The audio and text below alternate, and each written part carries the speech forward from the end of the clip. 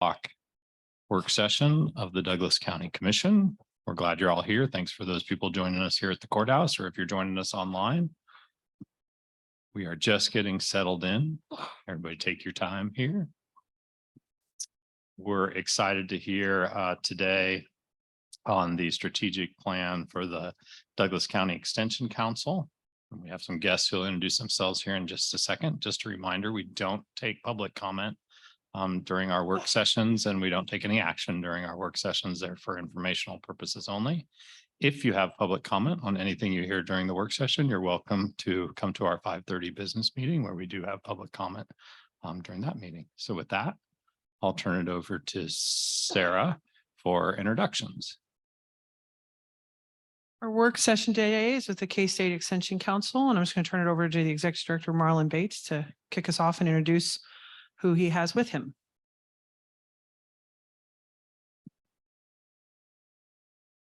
It's guests and, oh, let's go get the password for you.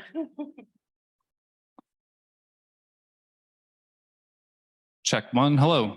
Good afternoon, commissioners. Marlon Bates, County Extension Director for the Douglas County Extension Council, K-State Research and Extension, Douglas County, all one and the same. With me at the table here, Autumn Bishop, who is the chair of the Douglas County Extension Council, and Sarah Farley, who's the secretary of the council. And in the gallery, we have a mix of other council members and some staff. So thanks for being here, everyone.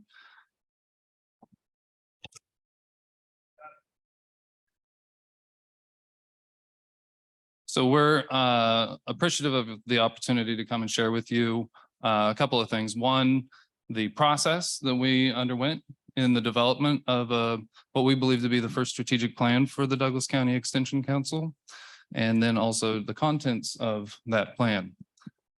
I am going to connect to the internet so that I can join the Zoom call.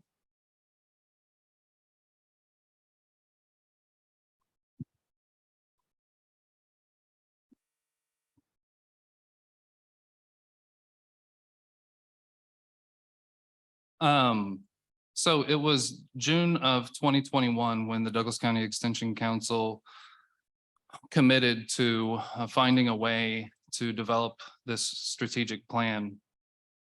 We'd actually made an attempt early in 2020 to find a way to develop a strategic plan, but we were unsuccessful, as you might imagine. And about 15 months later, sort of remade that commitment.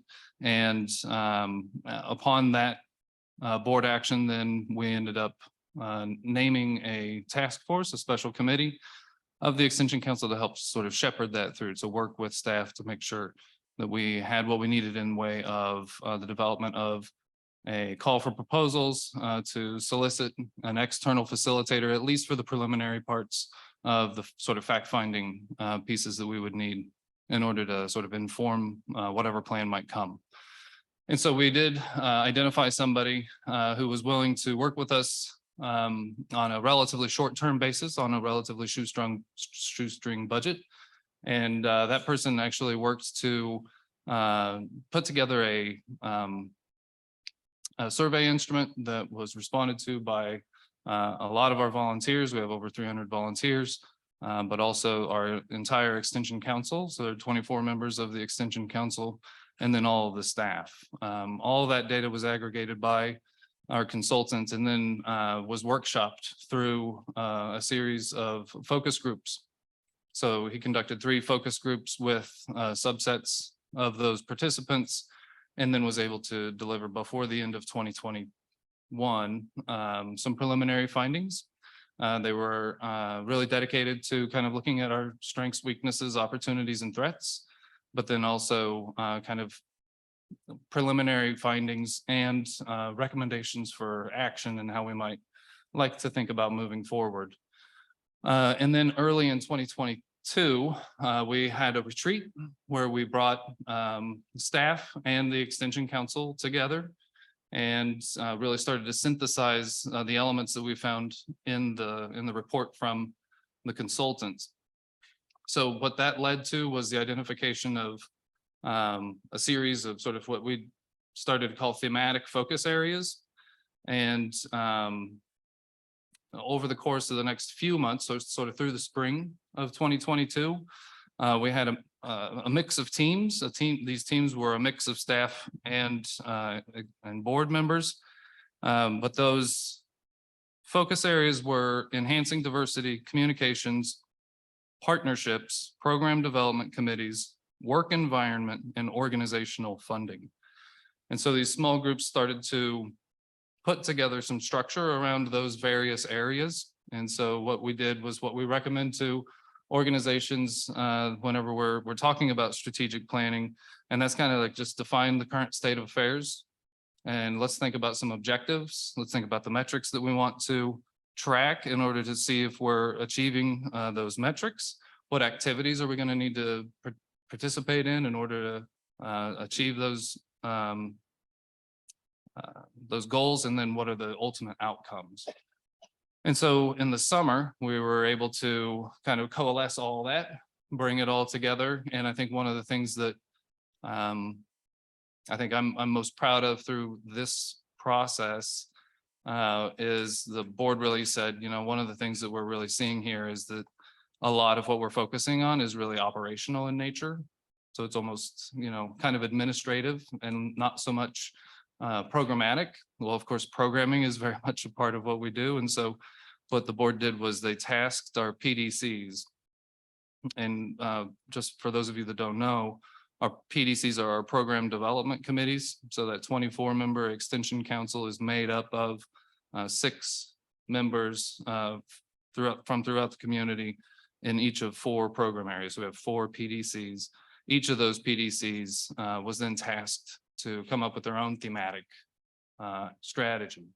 And so we didn't ask for them to be comprehensive in their scope in terms of what all the program is going to do, but just kind of think about that SWOT analysis. And then also take into consideration those 6 thematic areas that were identified on the operations side and try to incorporate as much on those as possible. Acknowledging that the work to bring to fruition the operations elements is both sort of the board's responsibility, but also through the programming efforts, we're going to have to realize those changes in those metrics and the achievement of those outcomes through our programming as well. Ultimately, the board approved the strategic plan late last year. And so sort of start to finish, we were, you know, somewhere in the neighborhood of 16 months. So I'm now going to start join this meeting so that I can share my screen. Are there any questions, or Autumn or Sarah have anything to add?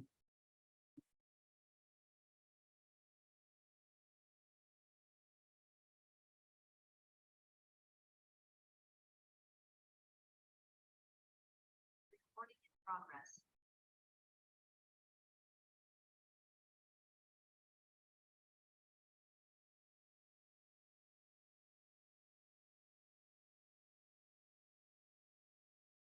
Recording in progress.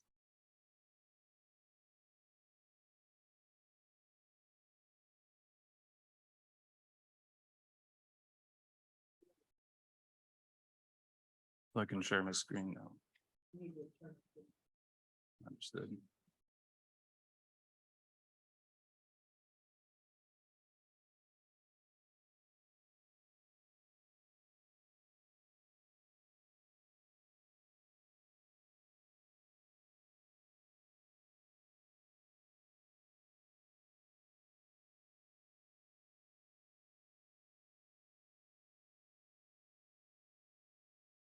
Okay, so coming up on the screen.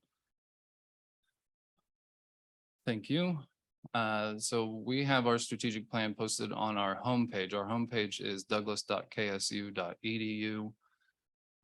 There's a banner on the left side of that homepage. Towards the bottom of that banner is where you'll find the link to our strategic plan.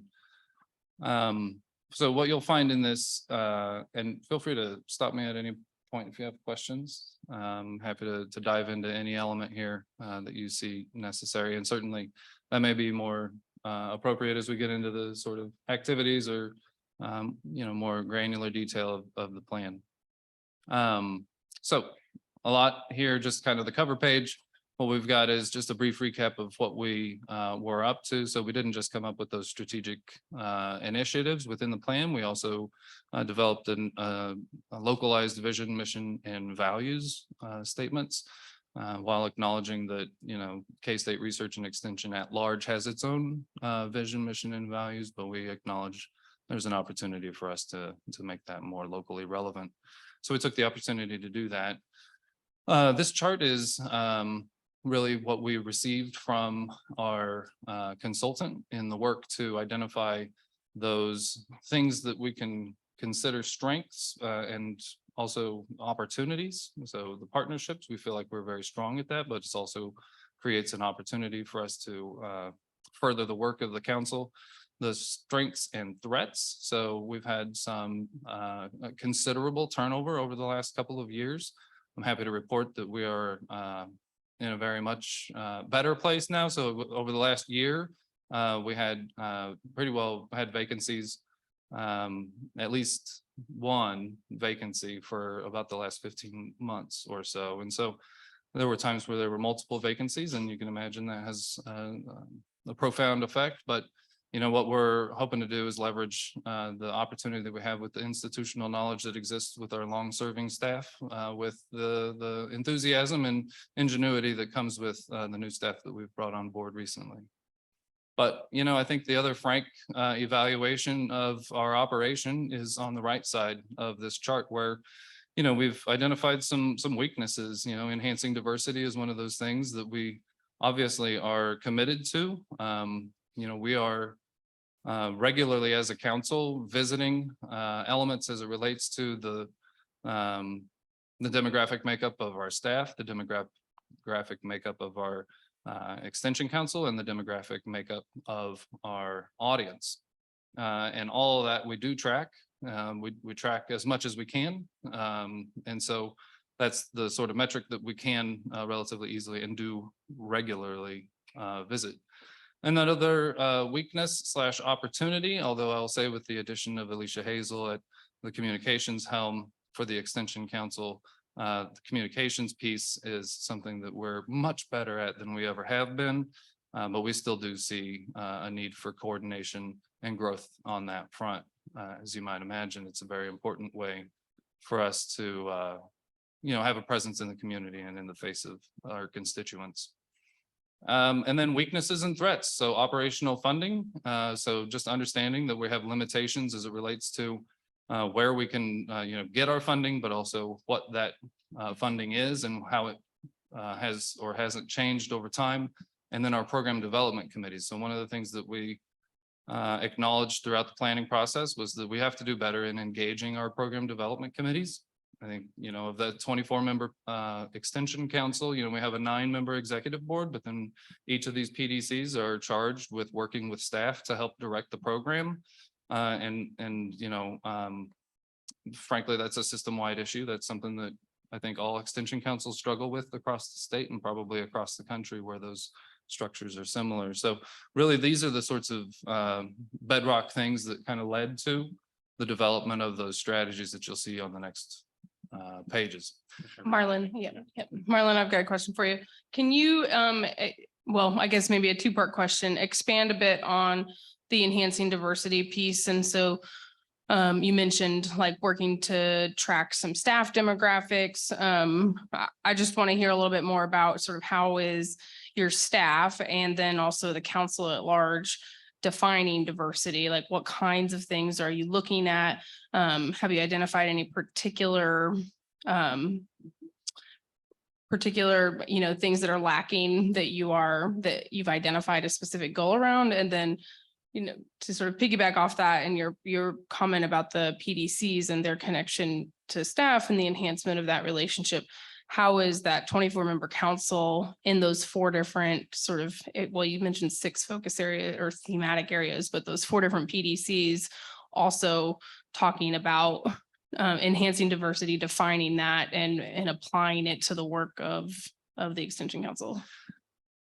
Yeah, so I would say as it relates to what are the sort of diversity metrics that we track in order to make assessment. So our state partner allows for federal flow-through funds. So much of the work that we do is in compliance with the USDA protocols. And so there's a couple of elements there that are maybe worth noting. One is what we track is gender, race, and ethnicity. And now there are programs that we have with, for instance, our SNAP Ed Nutrition Education. That's a federal grant that comes through a state department, then the Kansas State University, and then to us for implementation of the SNAP Ed program. And those nutrition educators are mandated to work with SNAP eligible participants. And so there's income also taken into consideration there. And so just a couple of years ago, the USDA set in new rules on like how we collect that data and how we report that data. And so, you know, we now have other is often an option in collection of those data. And I'm really talking about like when participants sign up for our programs. But then also another choice is choose not to provide. And so, you know, we don't get data on everybody because often they'll choose not to provide responses to those. And then when it comes to how are the PDCs and the work with the programs holding up the commitments of the operational side, I think that's what your question was, Commissioner. Yeah, I mean, and I'm sorry, I conflated the two a little bit, but I just want to understand and sort of ensure that that conversation about enhancing diversity is not just happening at a staff level, that it's really like, that it's council-wide work, if that makes sense, and that those sort of things that you identify that may be lacking and that, you know, folks across different racial backgrounds or gender identities or socioeconomic statuses, you know, may not be accessing or knowledgeable about your services. And so I know there's a lot of layers to it. So it's kind of, I just at a high level, I'm curious to know if it is part of the conversation for each of those PDCs in the work that they're doing, not just staff. I can speak a little bit to that. I think every PDC is having those conversations now in a result of the strategic plan. I think that was something that we really decided that was going to be important moving forward, basically with every program that we're going to be putting out. This is something that has to be part of that conversation. So I think that that's definitely top of mind with every PDC and every program that's going to go out the door. And, you know, as Marlon said, that's something that we measure where we can. Granted, it's not 100% if we don't get that, but that is definitely something that is, I wouldn't say it's priority 1 or priority 2. It's definitely part of that conversation. And so just to build on that, I highlighted the element on the homepage of the strategic plan that I think speaks to the question and really to the emphasis that the executive board and the council put on this. But it's not just about the enhancing diversity piece, because when we're thinking about development of a program, we need to think about partnerships, we need to think about communications, and we need to think about operational funding in addition to enhancing diversity. And one thing I'll add to that as well is when we're looking at partnerships, you know, that's one of the things we're looking at is what other partners are out there that could help us kind of fill those gaps. And we're looking for that. We're actively looking to make those connections because that's what's going to help us in the long run as well. Can you give an example of a partner you're thinking of working with, or maybe one you've started conversations with? Yeah, I'm happy to do that. So just recently, we've brokered conversations with Van Gogh and Just Food and Family Promise. Those are 3 conversations we've had to develop and deliver our programs in their house, so to speak, just within the last month, maybe 3 weeks.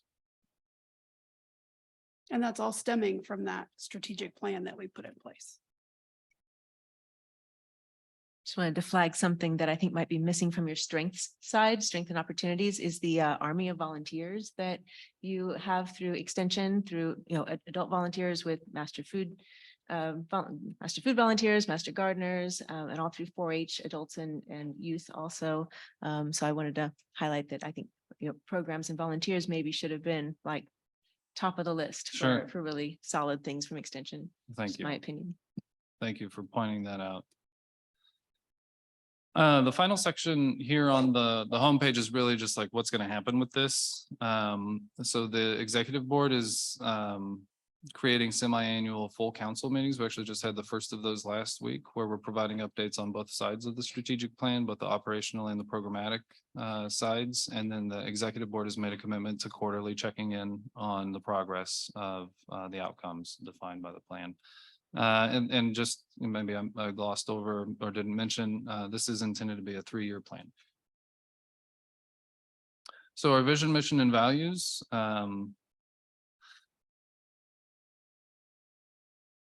Much of the language that you see here, while it's been massaged by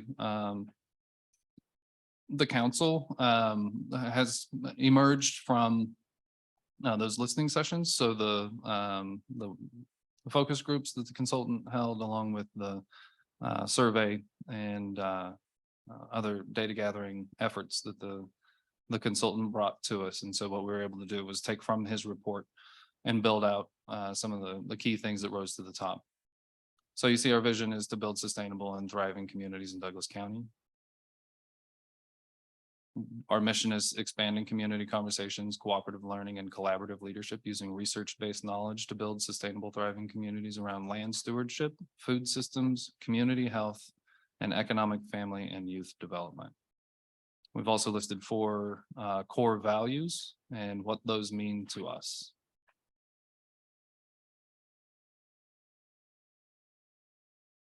Any questions about the vision, mission, values?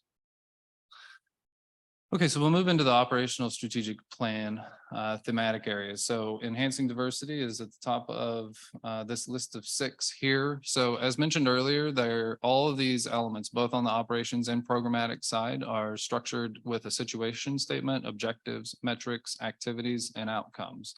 So maybe so as to not like read all this to you, maybe just focusing on some of these activities that we want to engage in, and then I'll chime in and certainly ask for others to chime in when we get to things that we know we've already started to make progress on, or sort of things we've already accomplished just in the short term that it's been since we adopted the plan. So when it comes to enhancing diversity and maybe some of this will get to some of the questions you were asking, Commissioner Reed.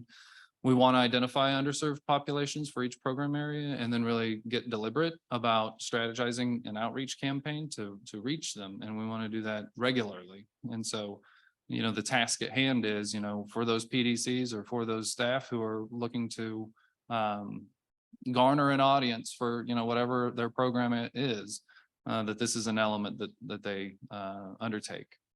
We also want to attend more community events. We want to table, and particularly we want to table at places where people who don't know what extension is are. And that includes certainly places where those underrepresented audiences are when it comes to, people who are attending our programs. And then, Sarah already kind of alluded to this idea of partnering with organizations who already serve underserved or unserved audiences for our programs.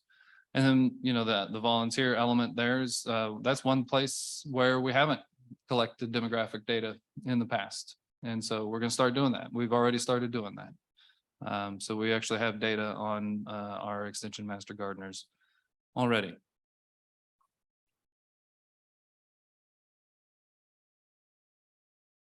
On the communications front, what we feel like we need is a robust communications and marketing plan.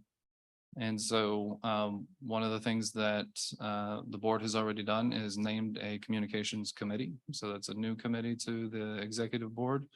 And they've already begun to meet and are beginning to synthesize a plan.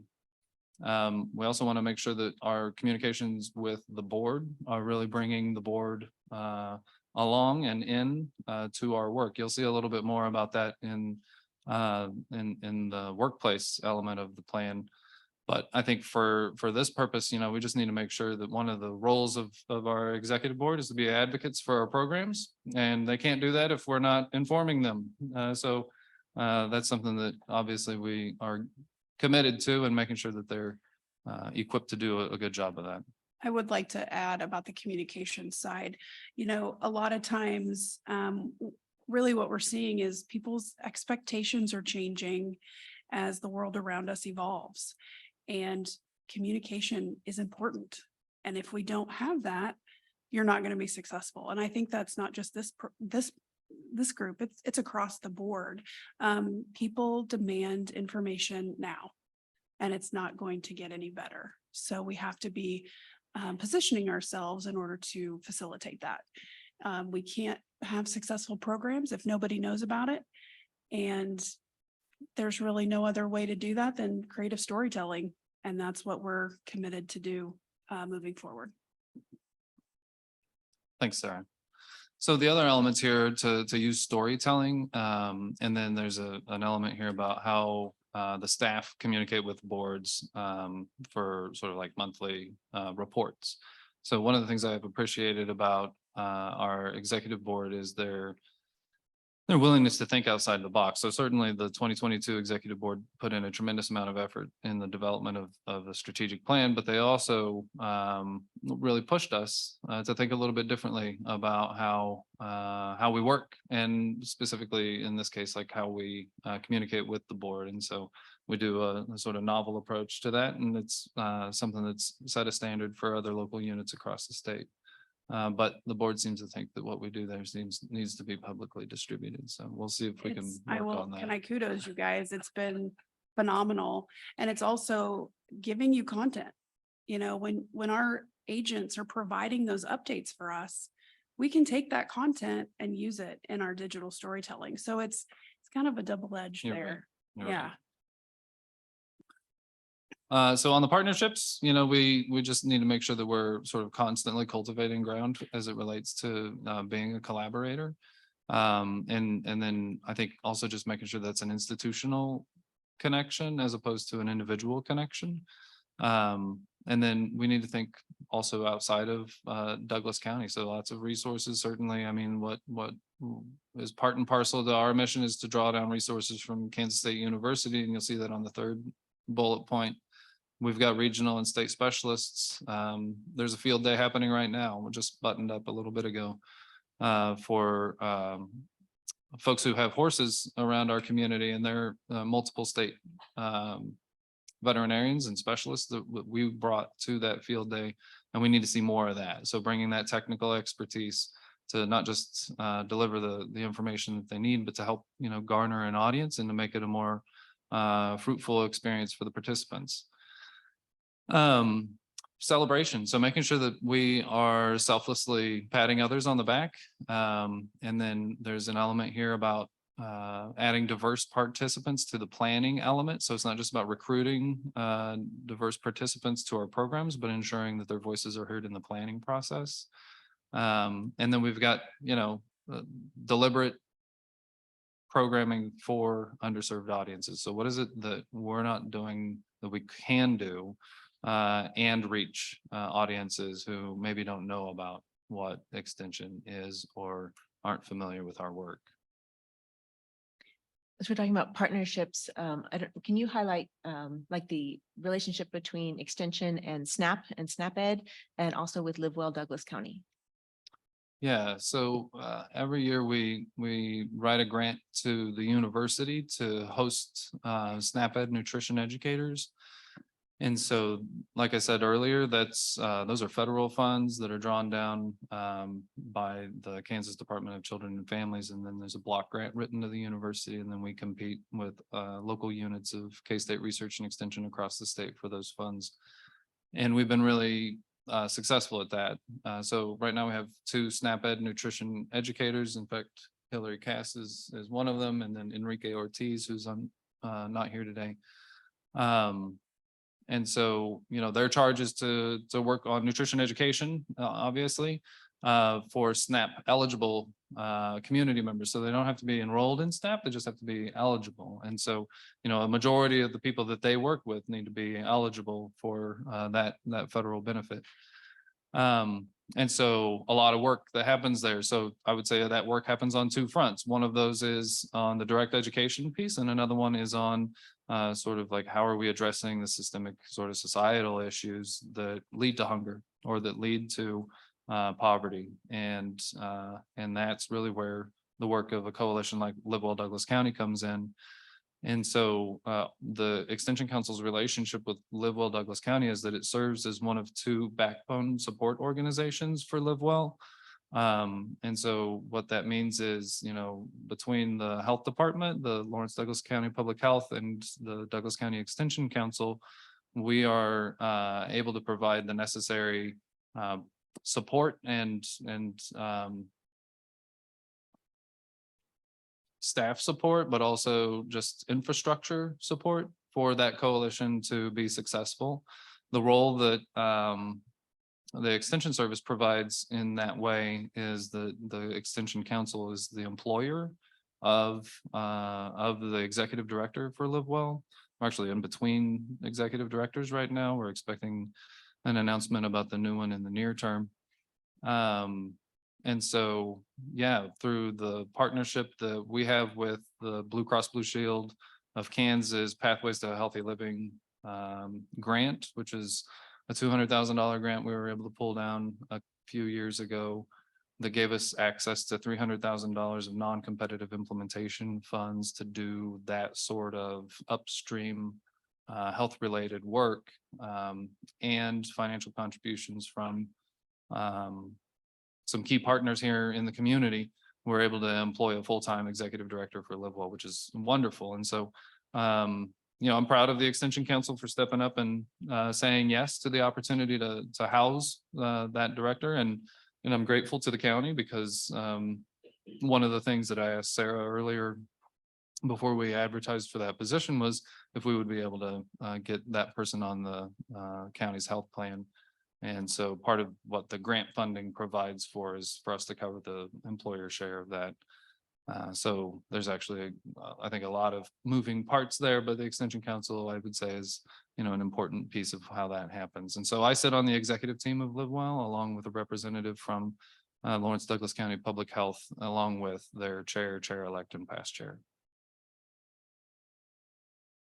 Thanks for asking. So moving along, we have the piece on program development committees, and I would just say that this is probably one of the most massaged and thought of and worked over elements of our strategic plan.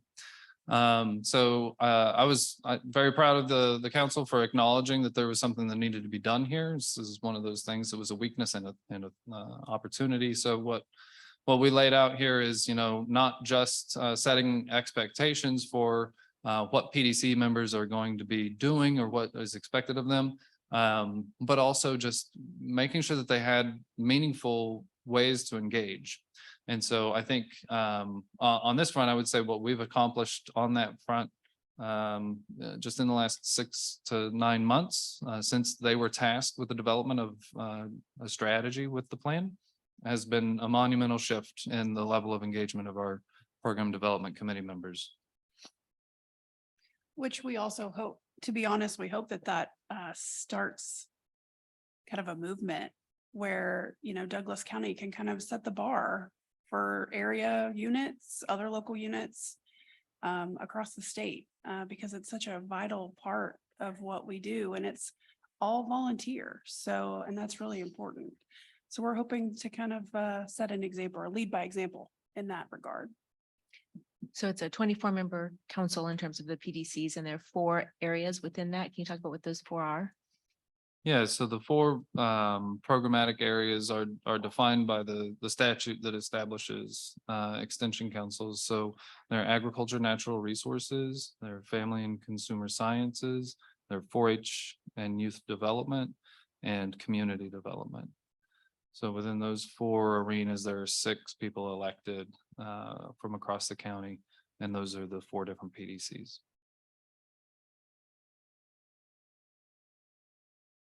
And, you know, to Sarah's point, I feel like, you know, there's good reason for us to do this, to emphasize this work in our strategic plan, not the least of which is the importance of the role of the PDC member in the overall mission of the organization.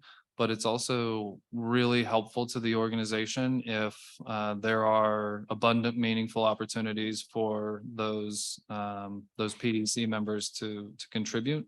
And we feel like that could be, you know, the sort of thing that might develop a pipeline for future PDC members, and also from the existing PDC members to potentially work up onto the executive board.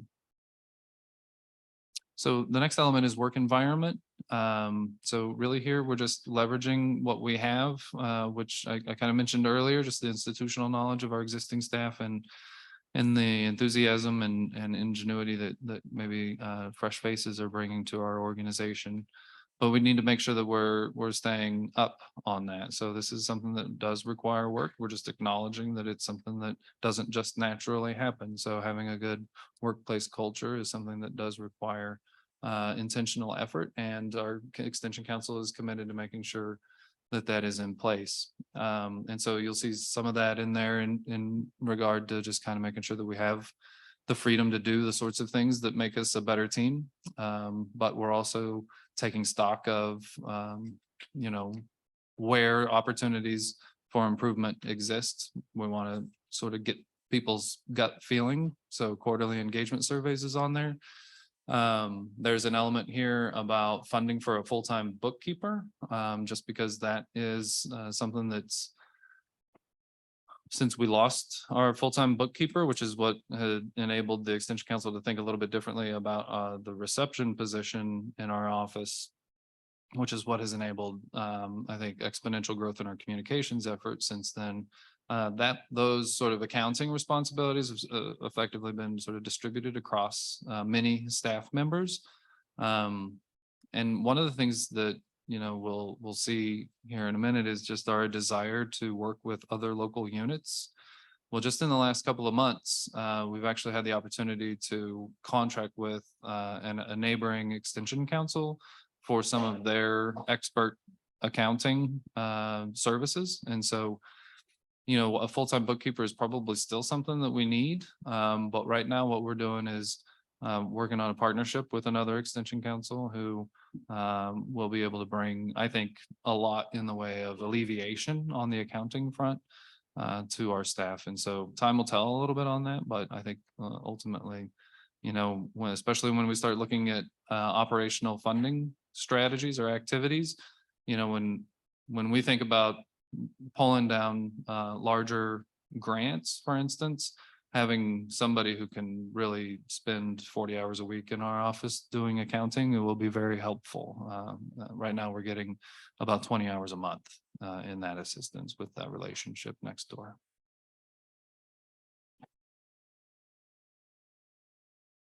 Is this a good time to ask about funding piece? Because you've mentioned grants, and I know that there have been grants that have come through Extension, probably programmatic type grants. Oh, it's the next. It is a point. good time. All right. You mentioned that Extension is somewhat different and somewhat constrained in terms of where it can come up with funding. Can you talk about that? Yeah, so the statute that's written kind of has language that sort of limits our ability to charge for services.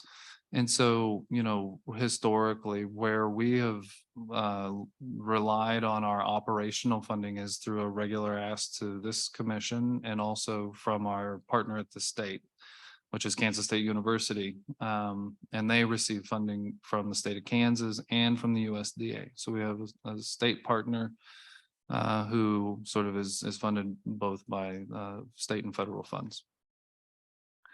So the thing here is, you know, we're like anybody else, just facing increased costs. And, you know, there's an element of, you know, we had been doing some deficit spending up until 2020 and have made attempts to increase the amount of money that we have to spend and ended up cutting 1.5 FTEs from our staff at the end of 2020. And so we stopped deficit spending at that point. And so really the only alleviation we have in the budget as of now is like when we have vacancies. So when we have salary savings, that's where we have a little bit of wiggle room. And we can talk certainly more about that during the budget process. But I think the idea here is that, you know, that's one element of how we can increase the amount of, you know, reliable funding that we have in order to fund the operation. So enumerated here under the activities list are some of the other ideas. You know, we're having a conversation right now with the Douglas County Community Foundation about setting up a fund for the Extension Council. So our 4-H Foundation has such a fund. You know, we can accept gifts, and that's not something that we've really put out there. We haven't regularly asked for gifts, and so that's something that's likely to result from these conversations. But certainly finding those opportunities to not just get the sorts of grants that help us do the programs that we want to do, but that also help fund the facilities, administrative, and also salary elements of what it costs to do the programs.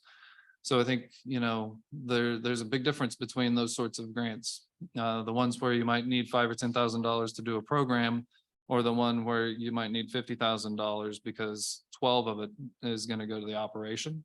And then the 38 of it is going to go, you know, to the programming piece. And so what we're attempting to do is increase our capacity just in ability to vie for those projects or those activities.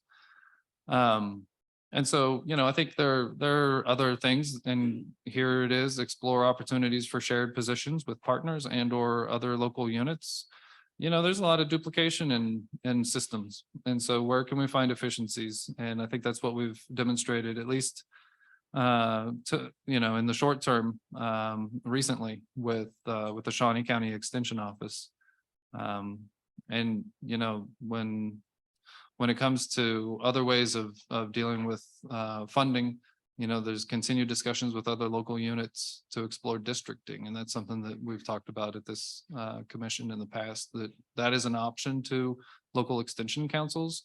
So it would require the cooperation of multiple extension councils and the approval of the commissions from each of those 2 or more counties in order to even consider. And so we exerted a tremendous amount of energy and it was 2021 into 2022, brokering conversations with Shawnee County Extension District, or Shawnee County Extension Council Executive Board. So we had a task force, they had a task force. We went a long way down the road of exploring kind of what that could look like, what might be the benefits and what might be the hurdles, and ultimately kind of walked away from that conversation with the thought that, you know, really that would be hard. It would be difficult, not just because it's 2 large counties, right? So where you see extension districts in Kansas, I think the largest population of a county that's in a district might be 50,000. So, but at any rate, the way we left that conversation was like, well, what do we have opportunities to do that sharing of staff? And so that's how we got to the accountant relationship that we have now. Which of your programs are free or low cost, and how does that get established? Yeah, so I'm not sure I have a list of free programs. So all of our SNAP Ed nutrition education programs are free. I would say all of our programs that are volunteer centric are free. Near free, I guess, is probably what I would say is the bulk of what we have. So like about 6 years ago, the state instituted a $15 per person charge for 4-H members. So technically that program's not free, but it's $15 a year for all the activities that a 4-H'er would be afforded. And then in addition to that, you know, a lot of our other youth development programs are free. So like right now, we're in the middle of an 8-week course that we're partnered with Toastmasters on for middle school age youth to enhance their ability to do public speaking. And that was a program that was offered free of charge. Maybe I could get you more details if you wanted a list.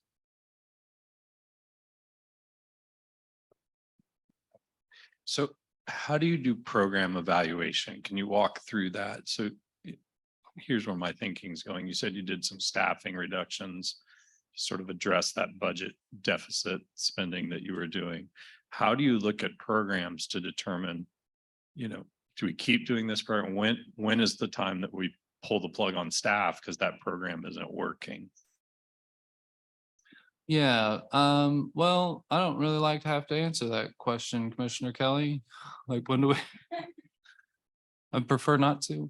So I would say, there's a number of ways we do program evaluation. And when I first heard you ask that question, I think the thought that hit my mind is, well, we evaluate by talking to the participants, right? So really on our programs, what we look at is long, medium, and short-term outcomes.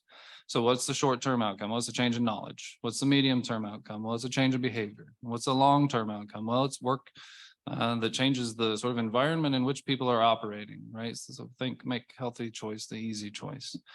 I think of the upstream work that happens around the tables throughout our community, like Live Well Douglas County or other community health plan work.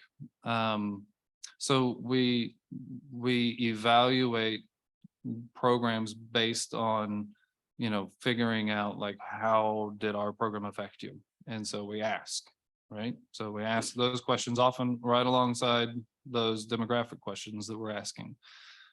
Now we have some programs. So, we have this other layer that we're not really talking about today, which is our program focus teams. So one of the things that is afforded to us by nature of the relationship that we have with Kansas State University is a cohort of, very similar oriented professionals across the state. And they're also receiving the same funding that we're receiving. And so the maybe best way to say it is like, it makes sense for Kansas State University, K-State Research and Extension to, I'm sorry, I'm drawing a blank on the word, make similar all of the information that's coming to them so that they can easily pack that up and send it off to both the legislature in the state of Kansas and the USDA. And so what we have our program focus teams, and oftentimes that's sort of part of the incubation ground for some of the programs, like the board leadership workshop that we just did is a signature program of the community development program focus team. And it has its own package of evaluation criteria. And so the questions that we ask those participants are the same questions that participants that were attending that program elsewhere in the state were asked. And so that's all streamlined and aggregated in that way. Now, not everything that we do comes from that sort of think tank type approach. Much of it is also just what do we need here locally? And so, we're still after the same sorts of information. We want to know what knowledge changed. We want to know what the propensity for behavior change is in the immediate term. And we like to visit later to see what actually changed. And then we like to even think even longer term, like now what's different, as a result of that behavior change, what has changed? Does that help answer the question? It does. It does. Thank you. I wonder if you ever use some of the other metrics that we have across Douglas County. So like our public health measures and things like that, or, I'm thinking of Kansas Communities That Care for your youth programs to really identify that these programs are, hitting specific health targets that we're trying to achieve as a county. And that by doing, then Douglas County Extension sort of enters into this prevention space. And I'm curious if you've ever used those metrics, or I know your association with Live Well ties you to Douglas County Public Health. Do you use that to evaluate it all? I'm not familiar with the references, but I would probably need to see a side by side because I'm not sure. It's likely that there's some similarities, but I'm not sure. And I appreciate the suggestion though, because I think one of the things that we do need to do better at, because there's so many fronts in which we could always improve. But making sure that what we're doing is doing what we hope it will do is very important. And so if there are other ways to think about that, I'm happy to learn about them. One thing to add on to that is part of the strategic plan identifies that as well. When we looked at communication, how are we reporting and how are we looking at the outcomes? And so that is part of how we're moving forward as well, and to identify some of those things that we can do better in order to tell the story. So that is definitely something that's on the radar. Well, that's it for the operational side, and it's nearing the top of the hour. I didn't know if maybe there were overall questions or maybe there was more funding questions or programming questions. To talk a little more about programming, I see extension in a lot of areas around the county, a lot of topics, entrepreneurship being one, soil health being one. Can you just talk about like some of these things that loop back into your core mission? You bet. Thank you. Yeah, so Commissioner Willie, is your question just to kind of give a gloss over of like where our programmatic areas of emphasis are? I want you to tell some stories about your work. Okay, okay, That storytelling we talked about. yeah. Well, I'm not sure I'm really prepared for that. I wonder, Do you want to talk about, do you want me to talk about the board leadership? please. Okay. As part of the community development PDC, one of the things we just wrapped up last month was a welcome aboard leadership, basically a training, 4-week training on how to be a board member and how to engage civically. And we think that it was really successful. We got some really great feedback on that. We had a diverse range of folks from different organizations. And really the PDC identified a need, kind of a gap, where we found that there's a lot of people out there that want to give back to their community, but they have no idea where to start. So let's start training some of these people who have interest and connecting them.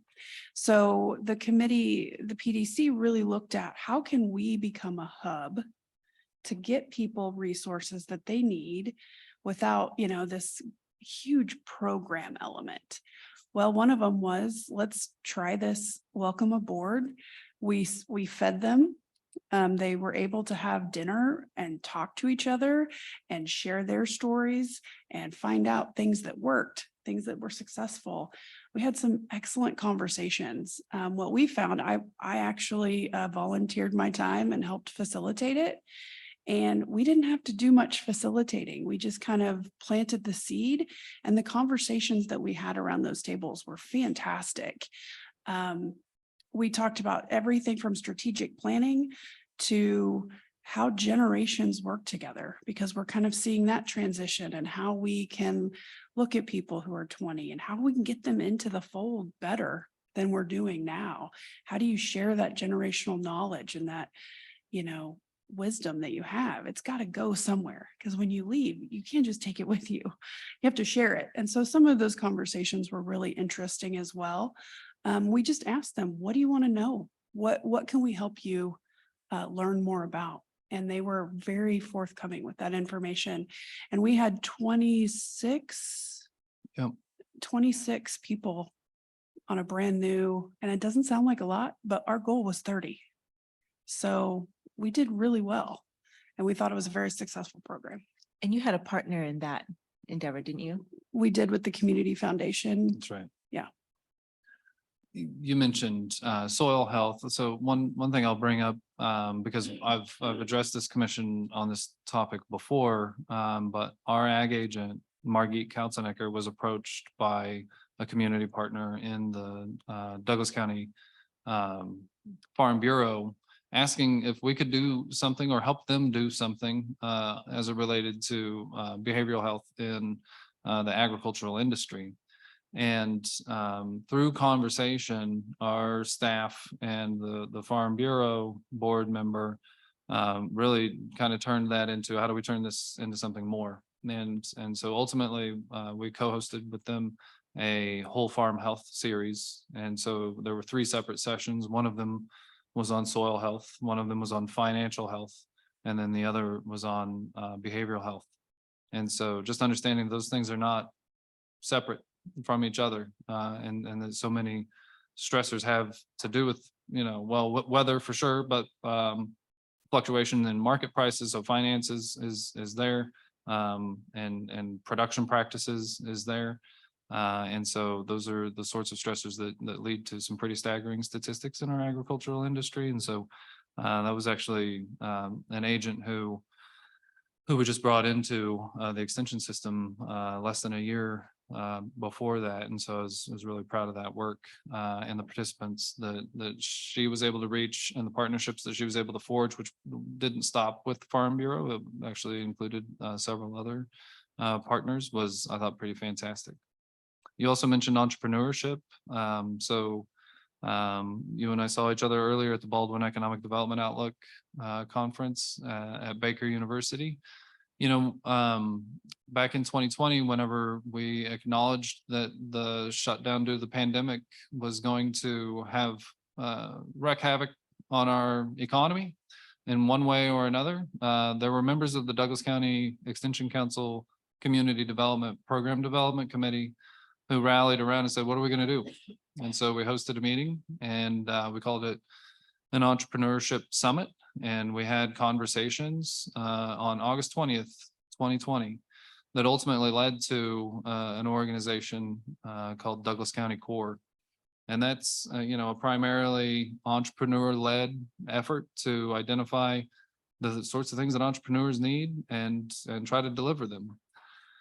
So there's a lot of work that's gone into that over the last 2.5 years. And, that's actually an effort that we've been closely partnered in and are actually now establishing as its own independent organization. So that's an update on that front, but a lot of good work that's happening there. We host quarterly roundtables for the ecosystem. Just to make sure that there's a space for conversation sort of across the board, and just another way to sort of think a little bit differently about how we support homegrown business development. So we're getting to the end of our time here, but I know that these conversations are really precursors to a budget conversation. And I see in your strategic plan, there's going to be an ask for an increase to the county for increased funding. So I want to just share with you some things that I'm thinking about as we think about that. And one is partnering with Douglas County on those areas that are really that we have strategically identified as important. So that may be community health, that may be sustainability, that may be, so that the metrics that you're measuring and that you are trying to impact are the same metrics that we're thinking at Douglas County that we're trying to make that difference on. So like I gave the example of youth prevention earlier, but if it's economic development, if we're thinking those dollars, that are coming from Douglas County are going to come to programs there at the extension office, how is that expanding our goals around economic development, and how will we measure it? That's what I'm going to want to hear. Douglas County Extension Agents are our 5th largest community partner that we fund. So we should be able to see a return on those dollars of seeing a healthier community, a more vibrant community, whether it's around prevention or what are those things. And I would work with staff, and they can sort of help you sort of identify what those metrics are and how that lines up with what our thinking is. So I just share that from my point of view, because I think that's a really important part of this conversation. We had Bert Nash's strategic plan last time, and we Right. talked about their metrics and what we're looking for there. So that's just what I share. Thank you. Any other questions or comments, commissioners?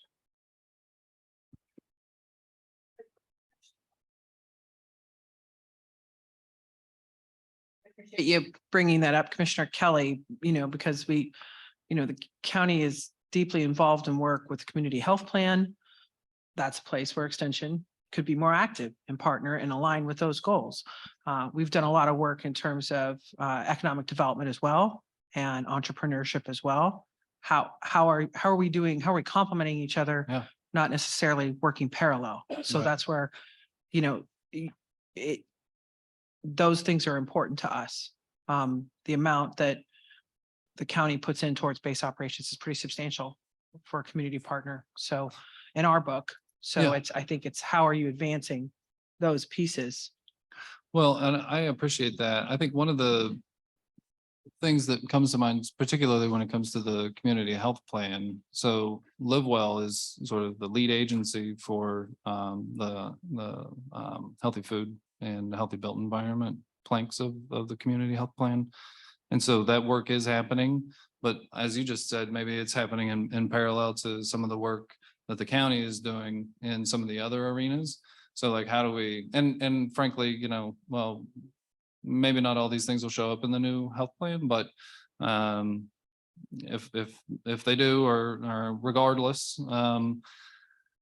what work can we do to kind of break down whatever silos might exist in those arenas? Because I think, programmatically moving the needle on one of those things may have an effect on some of the others. And so where is the opportunity to kind of think through how can we collaborate, even if we're on like even different planks of the health plan? I think that's certainly one approach as to how it could be looked at, or as those plans are developed, could extension take one, say, we'll own this.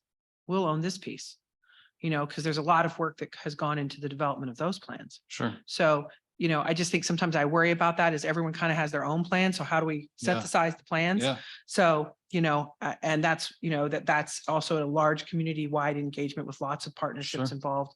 So, sometimes it is like breaking down the wall, but sometimes it's in like, we'll take your wall and we'll do it, so that's the, sometimes the way it works. Well, so we do have staff on the planning committee for the new plan. So I think the opportunities to identify those threads that make sense are abundant. Because places along with entrepreneurship would align with the anti-poverty work that plan's doing. So it's Sure. outside of just healthy foods. So I just encourage you to Yeah.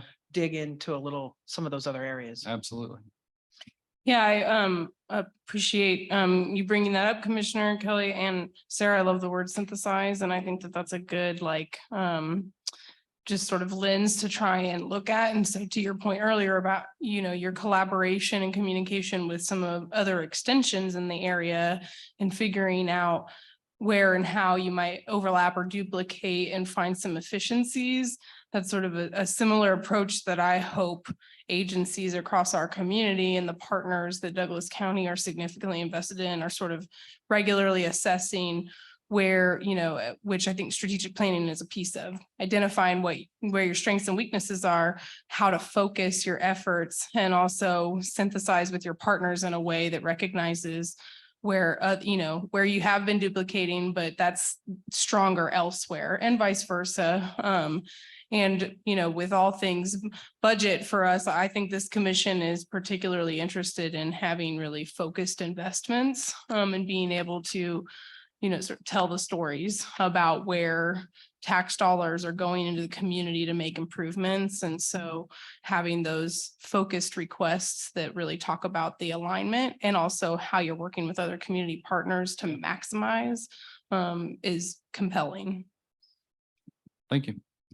And thank you again for the opportunity to sit with you today. If there's no more comments or questions, we are adjourned until 5:30 for our business meeting.